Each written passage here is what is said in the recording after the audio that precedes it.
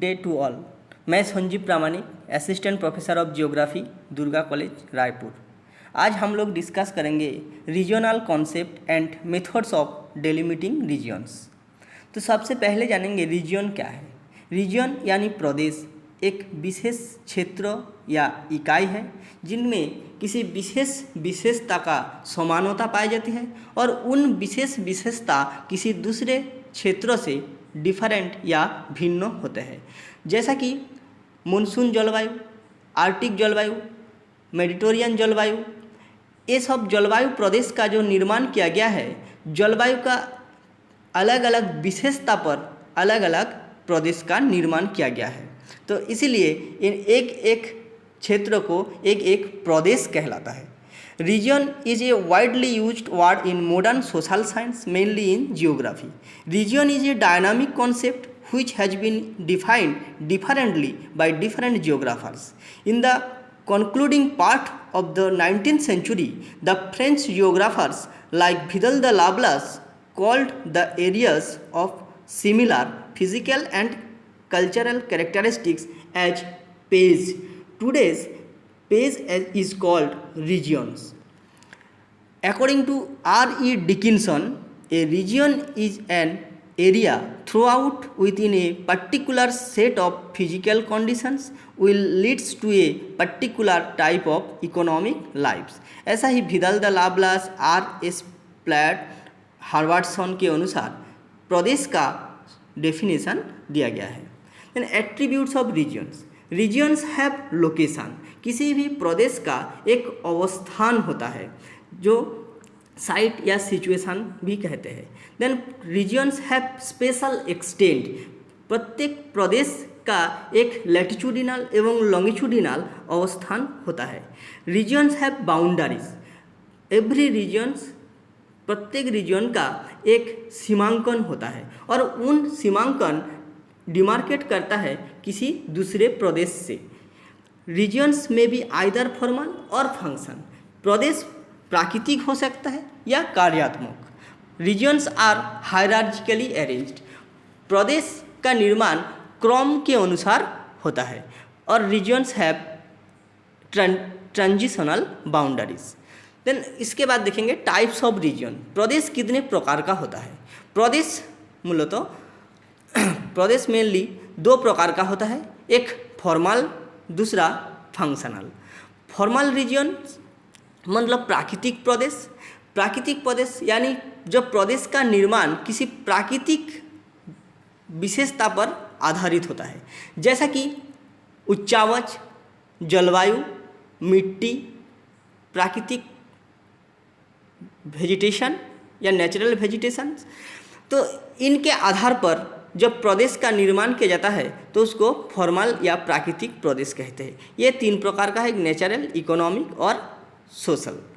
दूसरा है कार्यात्मक प्रदेश। कार्यात्मक प्रदेश यानी कार्यों के पर आधारित किसी विशेषता पर जब प्रदेश को निर्माण किया जाता है, जैसा कि कृषि कार्य और उद्योग। तो कहीं जहाँ पर कृषि कार्य हो रहा है और उन क्षेत्र खत्म होकर जहाँ उद्योग चालू होता है तो उन दोनों के बीच एक सीमांकन किया जा सकता है। तो उन सीमांकन के माध्यम से दो प्रदेश का निर्माण होता है, एक कृषि प्रदेश, दूसरा औद्योगिक प्रदेश। तो कृषि प्रदेश में कृषि कार्य ही होता है प्रधान और औद्योगिक प्रदेश में औद्योगिक कार्य होता है। तो इन प्रदेश का निर्माण किया जाता है, तो इसको कार्यात्मक प्रदेश कहते हैं। ये commodity, human, information and capital, इन भागों में विभाजन किया जाता है। ये एक इमेज है जहाँ पर फॉर्मल रीजन और फंक्शनल रीजन को सीमांकन या प्रदेशीकरण किया गया है। Then hierarchy of regional units. Regional units तीन प्रकार का है, एक होमोजेनियस, दूसरा है नोडल और तीसरा है एडहॉक। होमोजेनियस या समानता। समानता के आधार पर एक सिंगल फीचर्स, मल्टी फीचर्स और कॉम्पेज। सिंगल किसी भी एक विशेष विशेषता, मल्टी मतलब बहु और कॉम्पेज, इन भागों में डिवीजन किया जाता है। तो सिंगल फीचर्स में नेचुरल, इकोनॉमिक और कल्चरल एंड अदर्स होता है और मल्टी फीचर्स में resource planning regions and others किया जाता है। और दूसरा भाग है नोडल। नोडल रीजन क्या है ना, a nodal region refers to a sub group of nodes polarized by an independent nodes and a number of subordinate nodes. ये दो प्रकार का है, एक मेट्रोपॉलिटन, दूसरा है एक्सियल रीजन। तीसरा भाग है एडहॉक।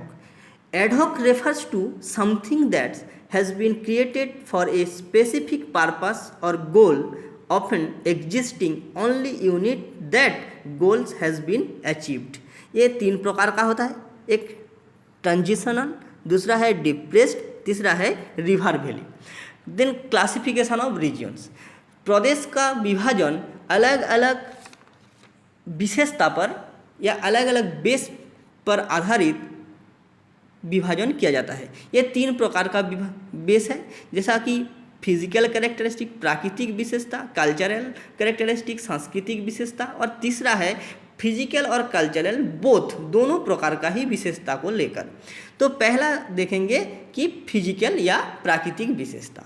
तो प्राकृतिक विशेषता पर सबसे पहला है एयर मासेस। तो एयर मासेस क्लाइमेटिक कैरेक्टरिस्टिक्स है, इसके आधार पर हम विभाजन कर सकते हैं, जैसा कि Arctic, polar continental, polar maritime, polar tropical continental, tropical maritime, equatorial और मॉनसून। दूसरा है लैंडफॉर्म। लैंडफॉर्म के अनुसार, जैसा कि एल.डी. स्टैम्प ने उच्चावच के अनुसार भारत को सीमांकन किया है, तो ये जो प्रादेशिक विभाजन है इसका आधार था लैंडफॉर्म। तीसरा है क्लाइमेट। जलवायु के आधार पर प्रदेश का सीमांकन किया जाता है या प्रदेश का निर्माण किया जाता है, जैसा कि कोपेन या थॉर्नथवेट, इन्होंने विश्व को जलवायु के आधार पर सीमांकन किया है, और इन्होंने ABCDE इंग्लिश कैपिटल लेटर का भी इस्तेमाल किया है इस प्रकार का प्रदेश का निर्माण करते समय। देन दूसरा है कल्चरल कैरेक्टरिस्टिक्स या सांस्कृतिक विशेषता। इनके आधार पर, जैसा कि population, linguistic, religious, agricultural, industrial, transport and trade, इनके आधार पर भी प्रदेश का निर्माण किया जाता है। और तीसरा जो भाग है amalgamation of physical and cultural variables, उसमें political, economic, natural resource, urban and mental map ये होता है। Then scale and levels of regions.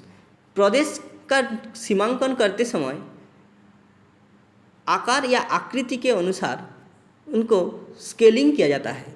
जो सबसे बड़ा प्रदेश है उसको मैक्रोस रीजन कहते हैं, जैसा कि उदाहरण के तौर पर गंगा रिवर बेसिन। तो गंगा रिवर बेसिन एक ब्रॉड एरिया है, तो ये विस्तीर्ण जो प्रदेश है इसको मैक्रो रीजन कहते हैं, और ये रीजन डिफरेंट है, जैसे कि महानदी रिवर बेसिन से, ये डिफरेंट है दक्षिणात्य का पठार से, तो इसको मैक्रो रीजन या बृहद प्रदेश कहते हैं। तो इसी गंगा रिवर बेसिन को जब हमने तीन भागों में भाग करके देखेंगे कि upper Ganga plain, middle Ganga plain और लोअर गंगा प्लेन, तो ये एक एक विभाजन हो जाएगा, एक एक मेसो रीजन। देन फिर से जब एक मेसो रीजन को फिर से क्लासिफिकेशन करके छोटा रीजन का निर्माण या छोटा प्रदेश का निर्माण किया जाता है, उसको बोलते हैं माइक्रो रीजन या सूक्ष्म प्रदेश। ये माइक्रो रीजन या सूक्ष्म प्रदेश का उदाहरण है, जैसा कि लोअर गंगा प्लेन का Sundarban delta. Then delimitation methods of the regions. प्रदेश का सीमांकन करने के लिए कुछ विधि का भी उपयोग किया जाता है, जैसा कि प्राकृतिक प्रदेश का निर्माण करने के लिए the fixed index method, the variable index method and the cluster method का उपयोग किया जाता है, और कार्यात्मक प्रदेश का निर्माण करते समय the flow analysis and the gravitational analysis विधि का उपयोग किया जाता है। अब देखेंगे कुछ प्रदेश का सीमांकन जो पहले से कुछ भूगोलविद्ता और जलवायुविद ने किए हैं। तो पी सेनगुप्ता ने पॉपुलेशन रिसोर्स रीजन का सीमांकन या प्रदेश का निर्माण किया है, और इन प्रदेश का निर्माण करते समय उन्होंने जो इंडिकेटर्स लिए थे वो है पॉपुलेशन डेंसिटी एंड ग्रोथ, दूसरा है रिसोर्स पोटेंशियलिटी एंड तीसरा है सोशियो इकोनॉमिक डेवलपमेंट। और इस इंडिकेटर पर आधार कर उन्होंने जो प्रदेश का निर्माण किया है वो है डायनामिक रीजन्स, जैसे कि delta of in West Bengal, लाभा in Gujarat, perspective regions, climatic region of Koppen's, Thornthwaite, problem regions east Ganga, Andaman and Nicobar islands. ऐसा ही एडवर्ड एकर्डमैन ने भी विश्व को 5 प्रदेश में विभाजन किया है जनसंख्या एवं रिसोर्स के आधार पर। यह है USA type, European type, Brazilian type, China and Egypt type और लास्ट है आर्टिक एंड डेजर्ट टाइप। ऐसे भी नाथ ने भी भारत को 15 भागों में विभाजन किया है इकोनॉमिक विशेषता पर आधार कर। ऐसी थॉर्नथोएट ने भी क्लाइमेटिक विभाजन किया है 1933 में विश्व को। और on the basis of development regions are 3 types.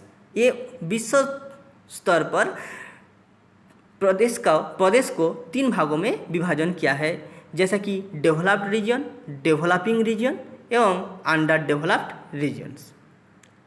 और ये कुछ रेफरेंसेस मैं दिया हूँ जो कि मैंने स्टडी किया हूँ इस लेक्चर तैयार करते समय, और आप लोग भी फर्दर स्टडी कर सकते हैं इन टॉपिक पर और बेहतर जानने के लिए।